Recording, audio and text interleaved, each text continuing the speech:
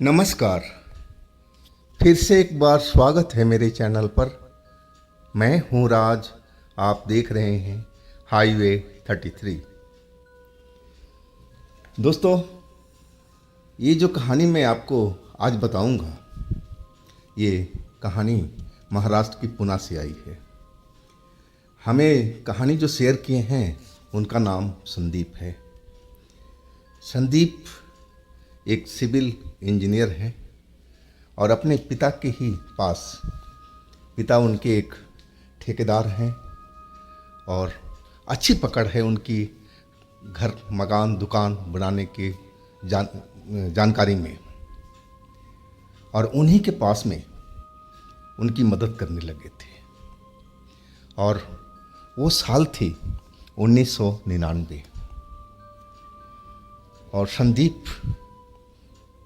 काम के बहुत मेहनती लड़के थे और पिता का काम अब सारा संभालना चाहते थे, पिता का अपना मदद करना चाहते थे। और एक रात को उनके साथ जो हुआ वो अपनी लाइफ में कभी भूल नहीं पाएंगे।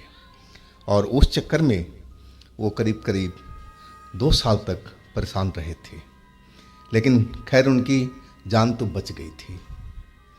भगवान की कृपा थी उन पर, इसीलिए वो बच पाए थे। तो चलते हैं इनकी कहानी में। लेकिन दोस्तों, अगर आप मेरे चैनल पर नए हो और अभी तक मेरे चैनल को सब्सक्राइब नहीं किए हैं तो प्लीज़ कर लीजिए और साथ में बेल आइकन को दबाना ना भूलिएगा। तो शुरू करते हैं आज की कहानी। दोस्तों, मेरा नाम संदीप है। मैं सिविल इंजीनियरिंग करके अब अपने पिता के काम में आ गया था। मेरा पिता का सपना था कि मैं एक सिविल इंजीनियर बनूं, यह कि मेरा पिता बन नहीं पाए थे और उनकी बहुत बड़ी तमन्ना थी कि हमारा जो बेटा हो तो उसको एक सिविल इंजीनियर बनाएंगे। और मैं अब सिविल इंजीनियर का डिग्री ले चुका था और अपने पिता के काम में आ गया था। मेरा पिता एक ठेकेदार थे। वो दुकान मकान फैक्ट्री वगैरह का काम करते थे। उनकी राय अच्छे अच्छे इंजीनियर लिया करते थे, इतनी उनकी सिविल में नॉलेज थी। अब मैं उनके काम में जुड़ चुका था। उन दिनों पिताजी के पास में बहुत सारा काम था, काम का लोड काफ़ी था। अब पिताजी ने एक काम लिया था फैक्ट्री बनाने का। वो फैक्ट्री तो पहले थी, लेकिन वो फैक्ट्री बंद थी। अब उसको जो मालिक खरीदा था उसको तोड़ करके नया बनवाना अपने हिसाब से चाहता था। और हमारे पिताजी ने उस काम को लिया हुआ था। उस बात को करीब करीब 3 महीना बीत चुका था। पिताजी ने पैसे भी एडवांस लिए हुए थे। अब वो मालिक पिताजी को बोल रहा था कि भाई बहुत लेट हो चुका, अब तो काम शुरू करो। लेकिन पिताजी कुछ ना कुछ बहाना करके टालते जा रहे थे। अब जो फैक्ट्री का मालिक था हर हफ्ते में पिताजी से मिलने आता और फिर रिक्वेस्ट करता कि देखो बहुत लेट हो चुका है, हमारा काम में नुकसान होगा, या कि फैक्ट्री बनाने में टाइम भी लगेगा। और वो अपनी जगह पर बिल्कुल सही था। पिताजी उसको समझा रहे थे कि देखिए, अब आपका जो काम शुरू करेंगे तो बीच में रोकेंगे नहीं, थोड़ा सा मेरे को और मोहलत दे दीजिए। देखिए, मेरी जो लेबर है वो कई साइडों पर मेरा काम चल रहा है और उसमें फंसी हुई है। सच्चाई पिताजी ने उस फैक्ट्री मालिक के आगे रख दिया था। फैक्ट्री मालिक कहने लगा, ठीक है, मैं आपको 10 दिन का और मोहलत देता हूँ, 10 दिन में तो आप आ जाएंगे ना। पिताजी ने बोला, मैं कोशिश ज़रूर करूँगा। अब मैं आपसे वादा करता हूँ कि 10 दिन हो या 15 दिन हो, इसी बीच में आपसे मैं जुड़ जाऊँगा, आपका काम स्टार्ट कर दूँगा। अब इतना समझाने बुझाने के बाद में वो फैक्ट्री का मालिक चला गया था। मैं वहीं पर बैठा पिताजी का और उसका बातचीत सुन रहा था। जब वो जान चला गया तब मैंने पिताजी से कहा कि पिताजी, वो काम मुझे दे दो ना, मैं करवा देता हूँ। कुछ लेबर मुझे दे दो, मिस्त्री दे दो, ताकि मैं जा कर के काम का शुरुआत तो करूँ। कम से कम उसको तसल्ली तो रहेगी, वो बार बार आपके पास बोलने तो नहीं आएगा। पिताजी मेरी तरफ देखने लगे और कहने लगे, अरे भी तो पढ़ाई करके पूरा करके आया है, थोड़ा काम प्रैक्टिकल भी सीख लो कैसे किया जाता है। मैं बोला, पिताजी जब आप काम दोगे तभी तो मैं सीख पाऊँगा, इसीलिए तो कह रहा हूँ कि ये काम मुझे दे दो। पिताजी हंसने लगे, बोले ठीक है तेरे को दिया, लेकिन अभी लेबर मेरे पास में नहीं है ना मिस्त्री है, 10 दिन वेट कर। वो 10 दिन भी आ चुका था। वो जो काम था थोड़ा दूर एरिया में था, जो फैक्ट्री बनी हुई थी, पुरानी फैक्ट्री, अब जो बिल्कुल टूटी फूटी हुई थी। मैं एक बार जा कर के विजिट करने गया ताकि देखूं वो जगह कहाँ पर है, और अपने हिसाब से मैं उसको एक तरह से सर्वे करने गया था। मैं देख लिया, जो नक्शा मिला था उसके अकॉर्डिंग मैं अपना दिमाग लगाने लगा था कि कैसे कैसे क्या होना है। लेकिन वो जो फैक्ट्री थी मेन हाईवे से करीब 4 किलोमीटर अंदर थी, सुनसान एरिया में। वहाँ पर 2 किलोमीटर के बाद में कोई बस्ती शुरू होती थी, और लेकिन हाईवे के पास में कोई बस्ती नहीं थी। वो 4 किलोमीटर का जो एरिया था बिल्कुल सुन सपाटा था। हाँ, छोटी मोटी रोड पर दुकानें ज़रूर थी। अब इतना सन्नाटा भी नहीं था। दिन में चहल पहल तो रहती होगी, ट्रैफिक चलता होगा, लेकिन रात के मामले में थोड़ा अलग ही था वो। खैर, सर्वे करके मैं आ चुका था।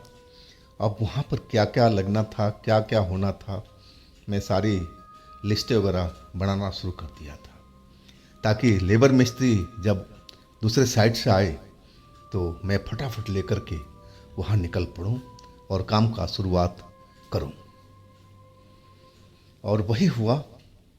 मैं अपना सारा होमवर्क पूरा कर लिया था, और जब लेबर मिस्त्री आए और उसी दिन वो सुबह में आए थे दूसरी साइड से, और फिर मैंने उनको गाड़ी में बिठाया और उनका सामान वगैरह एक खुली हुई जीप थी उसमें डाल करके और हम चल पड़े थे। उस टाइम 2 मिस्त्री और 3 लेबर हमारे पास में थी। नहीं, चलो कम से कम नींव का काम तो स्टार्ट हो ही जाएगा और मालिक को तसल्ली भी हो जाएगी। अगले दिन और भी लेबर मिस्त्री आने वाले थे, और मैं पिताजी को बोला था कि मैं साइड पर ही रुकूंगा, अब मिस्त्री आ जाए तो आप वहीं पर भेज देना। मेरी लगन देख करके पिताजी फूले नहीं समा रहे थे, बहुत खुश नज़र आ रहे थे। वो कहने लगे कि बेटा, इसी तरह मेहनत से काम को स्टार्ट कर, और देख तो कहाँ से कहाँ पहुँचेगा, तेरा भी इस एरिया में नाम होगा। अब पिताजी की इतनी बात सुनकर के किस बेटा का सीना चौड़ा ना हो जाए जैसे मेरा हुआ था। अब हम उस साइड पर पहुंच गए थे। वहाँ पर दिन के टाइम करीब हम 4 बजे के आसपास पहुँचे थे, दिन का ही टाइम था। और वहाँ पर एक चौकीदार रहता था। 2-3 कमरे साबुत थे वहाँ पर गेट के पास में, जो पहले शायद स्टोर वगैरह रहा होगा। अब मैंने उसी में रहने का ठिकाना बनाने का सोच लिया था। और जब हम अपनी जीप लेके पहुँचे वहाँ पर, तो वो चौकीदार वहाँ पर नहीं था, ना जाने कहाँ वो गायब था। लेकिन उसमें तो ऐसा कोई गेट वगैरह नहीं था कि हमें अंदर जाने में परेशानी हो। हम अपना जीप अंदर ही ले गए थे और कमरे के पास में ही खड़ा करके सामान वामान उतारने लगे। सारा सामान, खाना बनाने का, बर्तन भाड़ा, सब कुछ उस गाड़ी में, सिलेंडर वगैरह सब कुछ लोड था, ताकि हम लोगों को कोई परेशानी ना हो। पानी का व्यवस्था वहाँ तो पहले से ही था। बिजली भी थी, लेकिन बिजली कब आएगी कब जाएगी कोई मालूम नहीं था। टेम्पररी सब कनेक्शन वहाँ पर अभी चल रहा था। पहले का कनेक्शन सब कट गया था। और थोड़ी देर के बाद में वो चौकीदार नज़र आया। मैं पूछ लिया, भाई तुम कहाँ घूम रहे हो? वो कहने लगा, अरे साहब मैं चाय पीने गया था। मैं समझ गया कि ये बहाना मार रहा है, कहीं घूम रहा होगा ये। खैर उससे हमें कोई लेना देना नहीं था, हमें अपने काम सा मतलब था। अब रहने का और खाने पीने का सब व्यवस्था हो चुका था और हम चाह रहे थे कि आज से ही काम शुरुआत हो। और वही मैंने अपने मिस्त्री को बता दिया ड्राइंग देखते हुए, ये कम से कम जो नींव का काम है पिलर का, वो आज स्टार्ट कर दो खुदाई का। और खुदाई का काम शुरू हो चुका था। हम देर रात तक करीब 9 बजे तक के आसपास काम कर रहे थे। जब तक रोशनी, बिजली आ रही थी, लट्टू हमने बाहर लगा दिया था और उसकी रोशनी में काम चल रहा था। और मालिक जो था वो अपनी गाड़ी लेकर के पहुंच गया था। काम स्टार्ट देख वो उसको दिल की तसल्ली हुई थी। अब मेरे से पूछने लगा, मेरे पिताजी का नाम लेकर, कि आप उनके बेटे हो, आप इंजीनियर हो? मैंने बोला हाँ जी। अब वो मेरे से प्रभावित नज़र आने लगा। बोले आपने इंजीनियरिंग किया है? लेकिन जी मैं सिविल में इंजीनियर हूँ। अब उसको समझ में आ गया था कि उसका जो प्रोजेक्ट है एक इंजीनियर के हाथ में है। अब वो उसको दिल की तसल्ली मिल चुकी थी। अब फिर वो थोड़ी देर रुका वहाँ पर और फिर बिजली उसी के सामने चली गई। अब हमने काम रोक दिया। मैं उससे कहने लगा कि देखिए बिजली का थोड़ा व्यवस्था आपको करना पड़ेगा, क्योंकि ये टेम्पररी कनेक्शन है और इसका भरोसा हम लोग नहीं कर पाएंगे। हम चाहते हैं कि रात दिन लग कर के आपका काम पूरा करें। वो कहने लगा कि अरे बॉस टेंशन मत लो, आपने काम में स्टार्ट कर दिया, कल ही मैं जनरेटर यहाँ लगवा दूँगा, बिजली के भूल ही जाओ आप, मैं कल ही व्यवस्था करता हूँ। और फिर वो कहने लगा कि खाने पीने का आपका सब व्यवस्था है कि मैं करवाऊँ? लेकिन नहीं जी, सब कुछ व्यवस्था हो चुका है। फिर मैंने सारा सामान दिखाया, देख करके वो खुश हुआ। अब फिर वो हमसे विदा लिया और अपना कार में बैठा निकल गया। अब मैं फील्ड में पहली बार रुक रहा था, है कि ये मेरी पहली अनुभव थी फील्ड की। काम तो अब बंद हो चुका था, बिजली तो थी नहीं, कैंडल वगैरह हमारे पास में थे, वो मिस्त्रियों के पास में था और उन्होंने जला करके खाना बनाने का काम शुरू कर दिया। अब मैं थोड़ा नहाना चाहता था। नहाने के बाद में तबीयत मेरा थोड़ा फ्रेश हुआ था। हम मिस्त्री अब खाना बना चुके थे और वो भी अब जा कर के नहा रहे थे। अब कहने लगे साहब हम लोग नहा के आते हैं ना, इसके बाद सब मिल कर के खाना खाएंगे। मैंने बोला ठीक है, जल्दीबाजी नहीं, आप लोग आराम से नहाओ, अपने कपड़े वपड़े धो लो और फिर हम इसके बाद में भोजन करना शुरू करेंगे। और वही हुआ, भोजन करने बैठे और उसी टाइम में बिजली आ गई और अचानक रोशनी देख कर के दिल प्रसन्न हो गया कि अंधेरे में खाना मोमबत्ती के सहारे हम लोग खा रहे थे। चलिए यहाँ तक तो सब कुशल मंगल रहा, कोई डर की बात नहीं थी, ना ऐसी कोई बात हुई। अब जो हमारा सोने का इंतज़ाम था हम बाहर ही लगा रखे थे, एक चबूतरा सा था और उसी पर सारा बिस्तर वगैरह मैं भी लेके आया था अपना, और सब उसी पर हमने लगा करके और मेरे से थोड़ी दूरी पर मिस्त्री वगैरह अपना बिस्तर लगाए हुए थे। नींद आ चुकी थी, दिन के थके हुए हम लोग थे, तो नींद आती देरी नहीं लगी थी। अचानक एक तेज आवाज किसी औरत की सुनाई पड़ी। मुझे लगा कि मैं सपने में वो आवाज़ सुना हूँ। मेरी आंखें खुल नहीं रही थी, लेकिन आवाज़ एक ही बार वो गूंजी थी।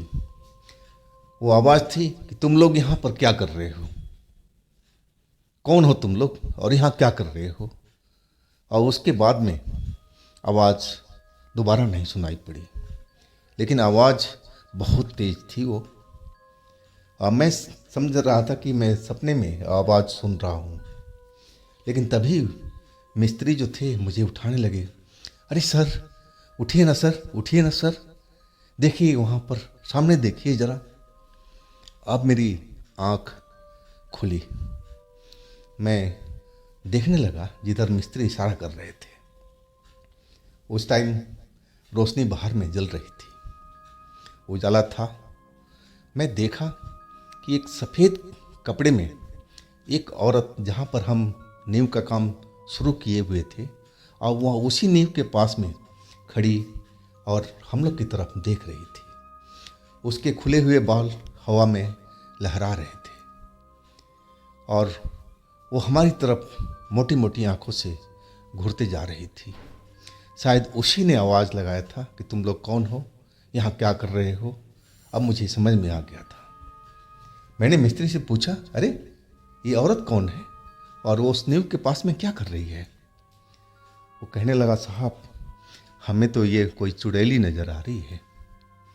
देखो सफ़ेद कपड़ा में वो खड़ी और हम लोग की तरफ घूर रही है, और पहले चिल्लाई भी थी, वही बात जो मैंने आपको बताया था।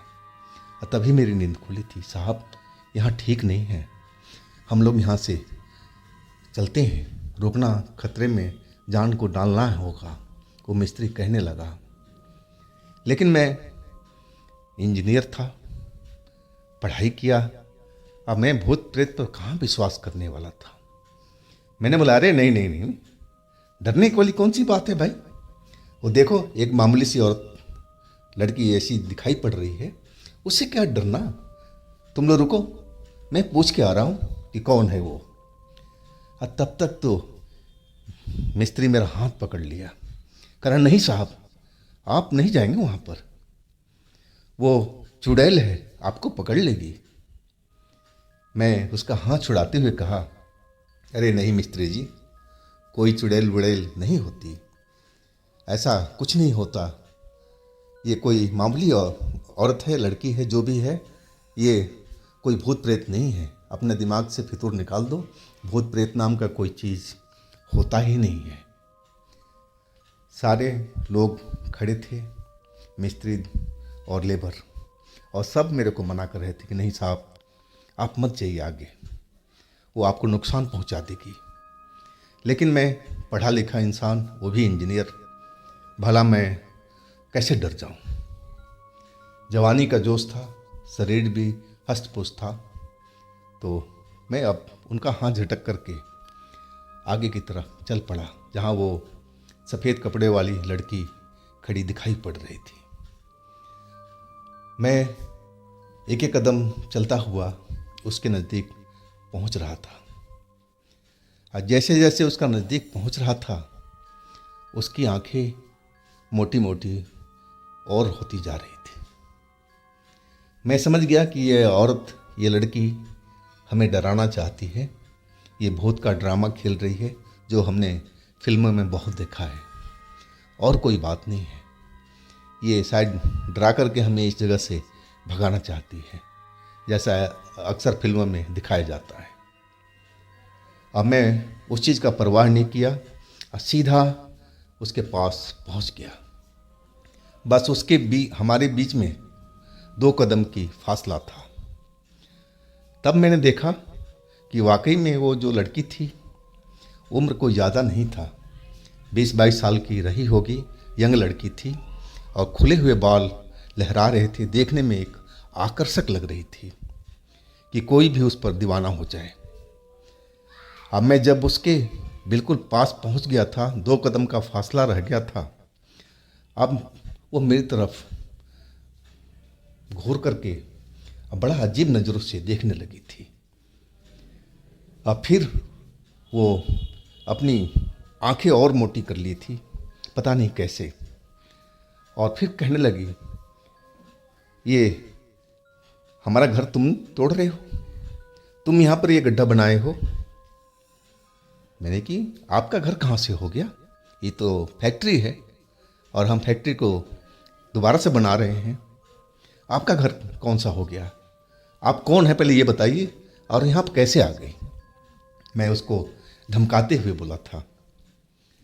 अब वो लड़की कहने लगी, देखो तुम जो भी हो मुझे कोई फ़र्क नहीं पड़ता, ये घर हमारा है और हमारा परिवार यहाँ पर रहता है, हम अपने परिवार के साथ में यहाँ सालों से रहते आए हैं, और तुम जितना काम कर चुके हो इसको तुम भर दो और वापस चले जाओ, इसी में तुम्हारी खैरियत है, नहीं तो तुम सभी मारे जाओगे, तुम सब बाद में पछताओगे कि तुमने मेरी बात को नहीं मानी। मैं उसकी बात सुनकर के हंसने लगा, कहने लगा, क्या तुम जादूगरनी हो या फिल्म का कोई एक्टर हो, हीरोइन हो, जो ऐसे डायलॉग बोल रही हो। अरे जो कुछ हो, कौन हो तुम, मैं पहले सबसे पहले ये जानना चाहता हूँ। तुम अपना परिचय दो और ये घर तुम्हारा कैसे है।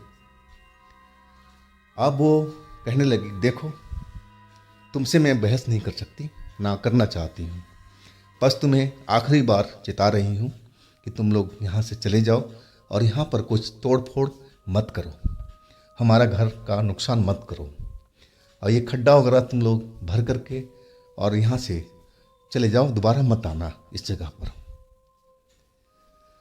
अब उसकी बात सुन कर के मैं दोबारा हंस पड़ा, लेकिन देखो आप हमें धमकाओ मत और आप इस जगह से चले जाओ, ये हमारा काम है, हमारा प्रोजेक्ट है, ये मेरा पहला प्रोजेक्ट है, मैं एक इंजीनियर हूँ, आप मुझे इस तरह मत डराओ, आप जाओ यहाँ से। हमारी और उसकी बहस चल रही थी। मैं अभी तक नहीं समझ पाया था कि जो लड़की है कोई आम लड़की नहीं है। हाँ, देखने में बिल्कुल आम लड़की की तरह दिखाई पड़ रही थी, बातचीत का भाषा भी बिल्कुल आम लड़की की तरह था, कहीं भी से भी वो चुड़ैल भूत और ऐसे कुछ नज़र नहीं आ रही थी, ना बातचीत से, ना चेहरे से, ना शरीर से। तो मुझे ज़रा भी शक नहीं हुआ, और शक भी होता तो मैं मानने वाला नहीं था, लेकिन मैं विज्ञान पर भरोसा करता था और इन काली शक्तियों पर नहीं। अब बहस हमारा बढ़ता जा रहा था और वो कहने लगी कि देखो तुम नहीं मानोगे ना तो तुम्हें पछताना पड़ेगा, मैं तुम्हें आखिरी बार बोल रही हूँ और तुम लोग यहाँ से चले जाओ। मैंने कहा कि अगर हम नहीं माने तो तुम क्या कर लोगे।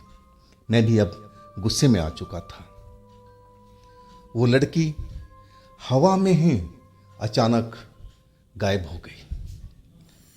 अब जैसे ही मेरे सामने से गायब हुई, मेरा तो आंखें एकदम पथरा के रह गई थी। मैं देखता ही रह गया था हर तरफ कि अचानक ये हवा में कहाँ गायब हो गई। और सही मायने में उसी वक्त मेरे शरीर में कंपकपी सी होने लगी। अपने आप में डरा नहीं, कुछ नहीं किया, लेकिन कंपकपी अपने आप शरीर ने करना शुरू कर दिया। और वो हमारे मिस्त्री लेबर चिल्लाने लगे, साहब भागो वहाँ से, भागो, हम लोग यहाँ से चलेंगे, ये जगह ठीक नहीं है, यहाँ पर हम लोग काम नहीं करेंगे।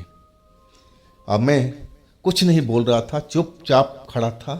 अब मैं अपनी नज़र चारों तरफ घुमाए देख रहा था कि अचानक वो लड़की कहाँ चली गई जो बातचीत हमसे कर रही थी।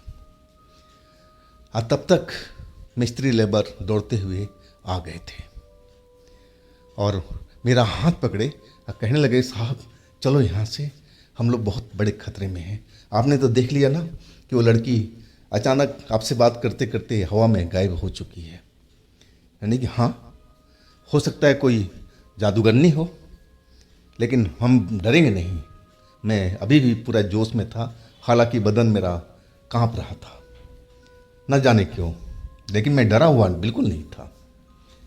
वो मेरी बाँह पकड़ कर के और जहाँ हम लोग सोए हुए थे उसी जगह पर ले आए, और एक ने मुझे पानी का बोतल पकड़ाया, बोला साहब पानी पियो पहले।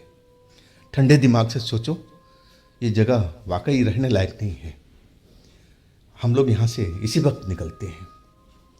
लेकिन मैं वहाँ से अभी जाना नहीं चाहता था। वो क्या है मैं समझना चाहता था कि लड़की अचानक हवा में कहाँ गायब होगी। क्या सही में कोई जादू की तरह हो रहा था वहाँ पर, या लड़की ही जादूगरनी थी, मुझे कुछ समझ में नहीं आ रहा था। लेकिन मैं उस जगह से अभी जाना नहीं चाहता था। मैं देखना चाहता था कि वो कौन है और हमारी ये प्रोजेक्ट को कैसे बंद करवा सकती है। ये मेरा पहला प्रोजेक्ट था। अब मैं उसी जिद पर अड़ा हुआ था। अपने लेबर मिस्त्री को बोल रहा था कि तुम लोग डरो नहीं, पहले वो मेरे पर हमला करेंगी, इसके बाद तुम्हारे ऊपर मैं सबसे आगे खड़ा रहूँगा, तुम लोग बिल्कुल मत डरो। मैं उनको बार बार यही समझा रहा था कि डरने की आवश्यकता नहीं है। अगर वो हमला करती तो उसी वक्त कर देती, लेकिन देखा ना, अचानक वो गायब हो गई। वो ज़रूर हम लोगों से डर गई है। अब तुम लोग शांत हो जाओ, हल्ला गुल्ला मत करो। सही मायने में मेरा दिमाग काम नहीं कर रहा था कि आखिर ये सब क्या चल रहा है, क्या हो रहा है, अब आगे क्या होगा। लेकिन मेरी लेबर मिस्त्री सब डरे हुए थे। हमारे पास गैस स्टोव था जिससे खाना बन रहा था। मैंने मिस्त्री को बोला कि भाई, अगर तुम चाय बना सकते हो तो चाय बना दो हमारे लिए, अगर तुम भी पीना चाहो तो तुम लोग भी अपने लिए बना लो।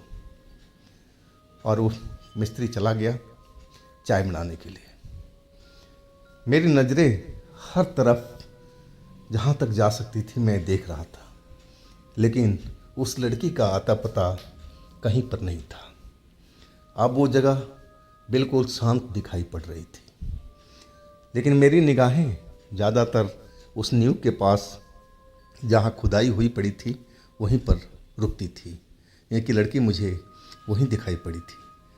लेकिन आधा घंटा से ऊपर हो चुका था और लड़की का कहीं अता पता नहीं था।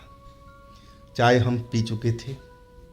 अब फिर हमने उनसे बोला कि आराम करो यहीं पर, डरने की आवश्यकता नहीं है, और मैं जाग रहा हूँ, कोई बात होगा तो मैं तुम्हें जगा दूंगा, फिर हम फैसला लेंगे कि हमें क्या करना है। मेरे रहते हुए तुम्हें डरने की ज़रूरत नहीं है, मैं उनको समझाने लगा था। लेकिन वो मेरी बात से सहमत थे कि नहीं थे, मैं उनके अंदर की बात जान नहीं सकता था। लेकिन देखने से वो बिल्कुल अब शांत हो गए थे और अपने बिस्तर पर जा गिरे थे। अब मैं भी अपने बिस्तर पर आकर के बैठ गया, लेकिन मैं लेटा नहीं, बस देखता रहा था। करीब 1 घंटा के आसपास और बीत चुका था मुझे देखते हुए हर तरफ। अब मुझे लगा कि जिस जगह पर वो लड़की मेरे से बातचीत चल रही थी नींव के पास में, वहाँ कुछ सफ़ेद धुआं निकलता हुआ दिखाई देने लगा। पहले तो हल्का हल्का धुआं जैसे नींव जहाँ हमने खोदा था वहाँ से निकलता हुआ दिखाई दिया, और इसके बाद में वो धुआं गाढ़ा होता गया और लगा कि जैसे वहाँ पर आग लगी हो और बहुत सारा धुआं वहाँ उस जगह से निकल रहा हो। मैंने मिस्त्रियों की तरफ देखा, लेबर की तरफ में, तो वो अब सोए हुए थे। अब मैं उनको जगाना उचित नहीं समझा। अब मैं उस तरफ में चल पड़ा था जहाँ से धुआं निकल रहा था, ताकि देखूं कि ये क्या चीज़ है, ये धुआं कहाँ से निकल रहा है। जैसे मैं उस जगह पर पहुँचा तो मैं जो देखते हुए डर सा गया था। पहली बार शरीर में डर मुझे नज़र आया था। ये वही लड़की थी, उस नींव के अंदर से निकल रही थी जहाँ से वो धुआं निकल रहा था। उसके साथ में एक बुजुर्ग व्यक्ति था। उसके सर के बाल पूरे के पूरे सफ़ेद थे और लंबे लंबे दाढ़ी मूछे बाल सर के दिखाई पड़ रहे थे, और वो भी सफ़ेद कपड़ों में। अब मैं जैसे ही उनको देखा, मेरी आंखें जो देख रही थी वो एकदम देखती ही रह गई। कहा जाए तो ऐसा लगा था कि मैं सदमे में जा चुका हूँ। मैं सब कुछ देख रहा था, महसूस कर रहा था, लेकिन मैं कुछ आवाज़ नहीं कर रहा था। पता नहीं क्या मुझे हो गया था। और तभी वो लड़की हमारे पास में आई, उस बुजुर्ग व्यक्ति के साथ में, और वो कहने लगी, बाबा ये वही लड़का है जो यहाँ पर काम शुरू करवा रहा है। आप इसको समझाओ कि ये हमारा घर है, ये इसको ना तोड़े, नहीं तो सारे लोग, ये लोग सभी मारे जाएंगे, यहाँ कोई नहीं बचेगा। हम नहीं चाहते हैं बाबा, आप इससे बात करो, आप इसको समझाओ। अब वो जो लड़की थी उसकी आंखें मोटी मोटी तो दिखाई पड़ रही थी, लेकिन आंखों में एक अजीब सी लाल सी रोशनी सी निकल रही थी। लग रहा था कि पूरा वो गुस्से में है, और उसका मौका मिले तो हम लोग को वाकई में वो मार दे, ऐसा वो गुस्से में लग रही थी। और वो जो बुजुर्ग व्यक्ति था वो मेरे से थोड़ी दूरी पर खड़ा होकर के कहने लगा, देखो बच्चा, ये जगह हमारी है, हम यहाँ सालों से रहते हुए आए हैं, और मैं नहीं चाहूँगा कि हमारा घर को आप नुकसान पहुँचाओ। अगर आपके घर के कोई तोड़ करके वहाँ कुछ बनाना चाहेगा तो आप करने दोगे। लेकिन मैं तो उनकी बातें सुन रहा था, बातों का जवाब नहीं दे पा रहा था। मेरे मुंह से आवाज़ निकल नहीं रहा था, जैसे लग रहा था कि मेरे होंठ सिल गए हों या चिपक गए हों, ऐसा मुझे लग रहा था। और बुजुर्ग बड़े प्यार से मुझे, वह बुजुर्ग बहुत आराम से, बहुत प्यार से वो अपनी बात को समझा रहा था। मैं उसकी सारी बात को समझ रहा था, लेकिन बोल नहीं पा रहा था। लेकिन लड़की वो बहुत गुस्से में अब नज़र आ रही थी। फिर वो बुजुर्ग उस लड़की से बोलने लगा कि देखो, इसको हमने समझा दिया है, और जहाँ तक उम्मीद करता हूँ ये मेरी बात को समझ गया होगा। अब इसको एक मौका दे दो ताकि ये अपना काम यहाँ से बंद कर दे। अगर नहीं करता है तो तुम जो मर्जी चाहे कर सकती हो। और उसी वक्त में वो लड़की मेरे बिल्कुल नज़दीक आ गई और मुझे अपनी उंगलियों से छुआ। मुझे लगा कि मेरे शरीर में हज़ारों वोल्ट का करंट फैल गया हो। सारा शरीर ऐसे लगा कि जैसे तड़प गया हो एक सेकंड के लिए। और मैं उछल करके उस जगह से करीब 4 फीट या 5 फीट दूर जा कर के ज़मीन पर गिरा था।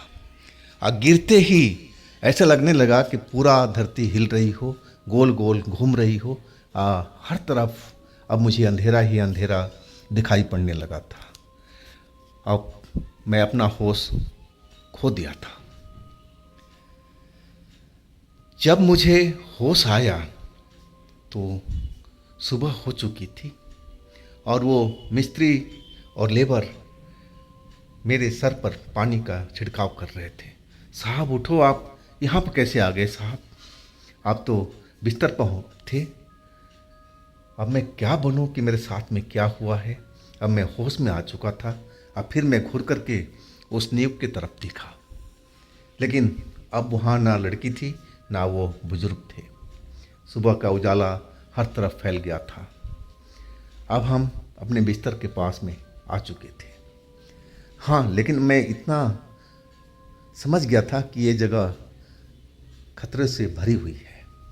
अगर हम लोग एक रात भी यहाँ पर रुके या दिन में कोई काम किए तो हो सकता है कि हमारी जान ना बचे। मैं मिस्त्रियों से कहा कि देखो भाई, अपने अपने सामान पैक कर लो, हमें यहाँ पर काम करना ही नहीं है, हम वापस चल रहे हैं अपने शहर। अब मेरी बात सुनकर के मिस्त्री जल्दी जल्दी अपना सामान पैक करने लगे थे। वो घंटों का काम सेकंडों में जैसे कहा जाए ना, उस तरह से लग गए थे। सारे अपने औजार खौजार से लेकर के हर एक चीज़ हमारी जीप में डाल दिया था। और फिर हम उस जगह से निकलने लगे। जब बाहर निकले वो चौकीदार वहाँ पर बिल्कुल नज़र नहीं आया। अब तो सुबह हो गई थी और रात में तो रहता ही नहीं था। वो रात में अपने गांव चला जाता था और दिन दिन में वहाँ पर वो रहता था। लेकिन सुबह का उजाला हो चुका था, लेकिन उसका कुछ अता पता नहीं था। हम अब मेन रोड की तरफ अपना जीप दौड़ाए जा रहे थे और आखिरकार एक आगे में चाय की दुकान थी और वहाँ पर वो मुझे चाय पीता हुआ नज़र आ गया। अब मैंने अपना जीप रोक ली। जीप रोकते ही मैं उतर कर के चाय दुकान पे पहुंचा। अब मैं चाय वाले से बोला कि भाई हमारे लिए भी चाय बनाओ। तभी चाय पीते पीते वो चौकीदार मेरी तरफ देखने लगा। बोला साहब आप लोग जा रहे हो क्या? नहीं, हाँ भाई हम यहाँ काम नहीं करेंगे। बोला क्यों साहब, क्या आपने भी कुछ वहाँ पर देख लिया क्या? उसका ये डायलॉग मुझे चौंका दिया था। यानी कि हाँ आपने देखा है क्या? बोला मैं साहब आपको बताना चाहता था लेकिन मैं बता नहीं पाया आपको। ये जगह वाकई में भूतिया जगह है। यहाँ पर कुछ लोग रात को दिखाई पड़ते हैं जिनमें एक जवान लड़की है। मैं भी गलती से एक रात को वहाँ पहुँच गया था और लड़की करीब जा कर के देखा। अब लड़की वो मुझसे धमकाने लगी, तुम यहाँ क्या कर रहे हो इस वक्त में हमारे घर में? भाग जाओ यहाँ से, नहीं तो तुम्हें हम मार डालेंगे। और उसी वक्त से साहब मैं बिल्कुल डर गया था। और मैं तो रात में कभी रुकता नहीं था। मैं दिन में ही यहाँ पर नज़र आता था और शाम होने से पहले मैं निकल जाया करता हूँ। अब मुझे उस जगह की जानकारी चौकीदार के मुँह से पूरा सुनाई पड़ गई थी, साफ साफ शब्दों में। हम चाय पी कर के अब चलने लगे। चौकीदार को बोला कि भाई अपने मालिक से बोल देना कि हमारे साथ में क्या क्या घटना हुई है, वो खुद समझ जाएंगे और बाकी बात तो हमारे पिताजी उनसे कर लेंगे। इसके बाद हम लोग अपने शहर लौट आए थे। सुबह से लेकर के रात तक मेरे शरीर में हल्का हल्का दर्द था, लेकिन रात होते ही बुखार चढ़ने लगा था। सारी बात पिताजी को हमने बता दिया था और पिताजी भी डर सह गए थे उस जगह के बारे में सब सुन करके। वो कहने लगे थे कि देखो अगर तुम्हें मिस्त्रियों ने बोल दिया था तो तुम्हें रुकने की क्या ज़रूरत थी? तुम्हें अपनी जवानी का जोश क्यों दिखाने गए थे? तुम वापस आ जाते उसी रात में, रुकने का कोई मतलब ही नहीं था। वो हमें डांट रहे थे कि बेटा ऐसा नहीं करना चाहिए था, उससे तुम्हें उलझना नहीं चाहिए था।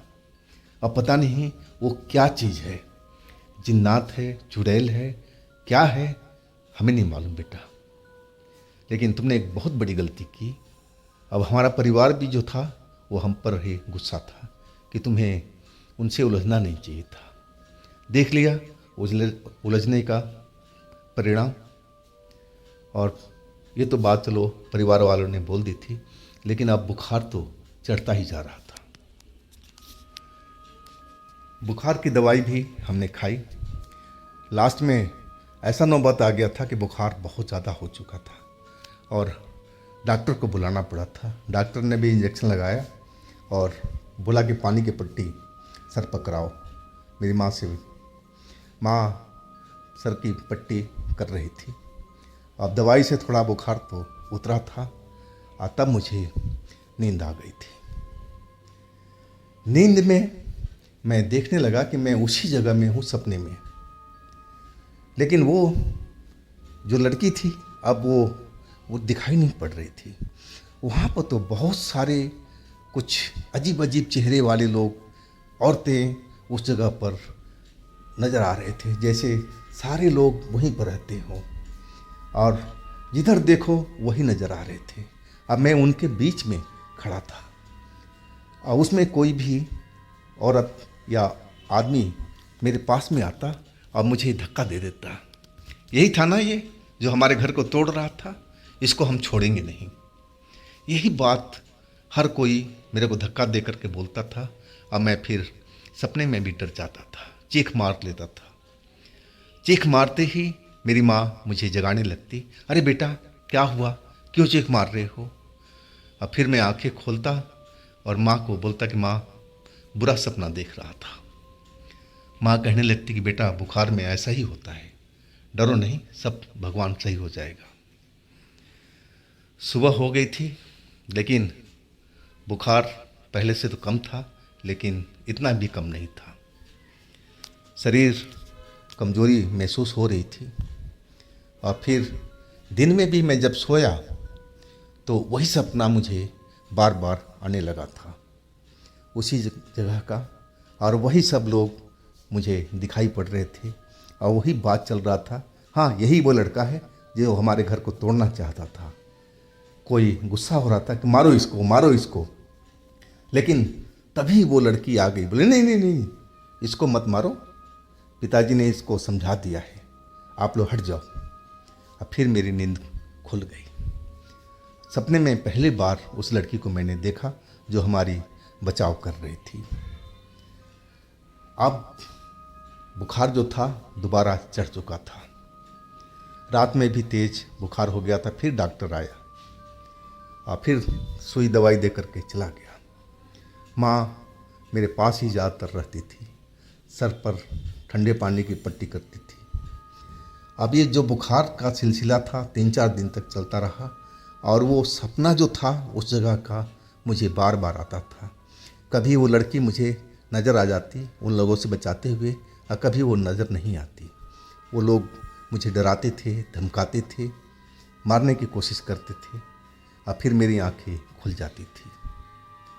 मैंने सारी सपना माँ को अब बताने लगा और माँ मेरी बात सुन कर के अब डर सी गई थी और पिताजी से कहने लगी कि नहीं जी, ये दवा का काम नहीं है, बच्चे को किसी जोग तांत्रिक से दिखाना पड़ेगा, इस पर वहाँ का भूत का साया आ चुका है। अब पिताजी माँ की जो बात थी वो समझ गए, कहने लगे ठीक है, हम ज़रूर दिखवाएंगे। और एक तांत्रिक को लेके आए थे। वो तांत्रिक ने मुझे देखा और बोला कि ये तो इस पर बहुत सारा भूत सवार है, 1-2 नहीं है, बहुत सारा है, कोई गिनती में बता नहीं सकता। अब उसकी बात सुन करके तो माँ पिताजी और डर चुके थे। वो तांत्रिक ने जो सलाह दिया, जो झाड़ फूक किया, उस पर मेरे पिताजी को तसल्ली नहीं थी। वो कहने लगे कि ये तांत्रिक ठीक नहीं है, ये सच नहीं बता रहा है। भला इतना भी कोई भूत होता है? सैकड़ों हजारों में भूत होता है जितना ये बता रहा है। वो एक दूसरा तांत्रिक को ले आए थे। वो तांत्रिक भी मुझे देखा, अब फिर कहने लगा कि आप मानो या ना मानो, इस पर एक भूत नहीं है, इस पर बहुत सारे भूत सवार हैं, और यही वजह है कि लड़का आपका बीमार पड़ा हुआ है और इसका इलाज करने में टाइम लगेगा। आप बोलो, करवाओगे? अब पिताजी दूसरी तांत्रिक को बात सुन करके हैरान रह गए थे। पहला तो बता कर गया ही था और दूसरा भी वही बात कहने लगा था। अब तो पिताजी को विश्वास हो चुका था और फिर वो हाँ बोल दिए थे। मेरा इलाज काफ़ी दिनों तक चला। कुछ दिनों के बाद में वो सपने मुझे आने बंद हो गए। अब मैं सपने देखता था लेकिन उस जगह का नहीं। डर वाला सपना अब ख़त्म हो गया था। हाँ, लेकिन इस काम में कम से कम मेरे को 6 महीना लगा था, और तब जब वो डरावनी सपने मुझे अब दिखाई नहीं पड़ते थे। अब मैं स्वस्थ हो गया था। तांत्रिक ने बोला कि आप बिल्कुल ठीक हो। अब मैं एक बार शहर में जा रहा था, अपने कस्बे से शहर जा रहा था। आज जब वापस लौटा, वही जीप मेरे पास में थी और उसी जीप से वापस लौट रहा था, और रात का करीब 11 बजे की बात है। अब मुझे रोड पर ऐसे लोग दिखाई पड़ने लगे थे जो बिल्कुल कहा जाए तो भूत हैं। लेकिन वो मुझे ना रोक रहे थे ना टोक रहे थे, बस वो मेरी तरफ देखते हुए जा रहे थे, देखे जा रहे थे कहा जाए तो। मैं अपने घर तक पहुंचा, उसके बीच में मैंने 4 भूतों को देख चुका था और उनको देख करके मैं बिल्कुल डर चुका था। अपनी गाड़ी जीप का स्पीड बहुत तेज कर दिया था और घर आकर के सारी बात मैं अपनी माँ से बोला। अब माँ मेरी बात सुन करके डर चुकी थी। वो तो तांत्रिक बोला था कि अब तुम्हें कोई भूत नज़र नहीं आएंगे, लेकिन ये क्या हो रहा है, अब क्यों तुम्हें भूत नज़र आ रहे हैं। अब अगले दिन उस तांत्रिक को फिर बुलाया गया। तांत्रिक ने देखा और बोला कि नहीं, इस पर भूत कोई सवार नहीं है। हाँ, लेकिन इसमें कुछ ऐसी बातें हो गई है जो इसको भूत नज़र आ रहा होगा। अब ये धीरे धीरे ख़त्म हो जाएगा, लेकिन टाइम ज़रूर लगेगा। हाँ बच्चे, तुम उनसे डरने की ज़रूरत नहीं है, ना उनसे तुम्हें बात करने की ज़रूरत है।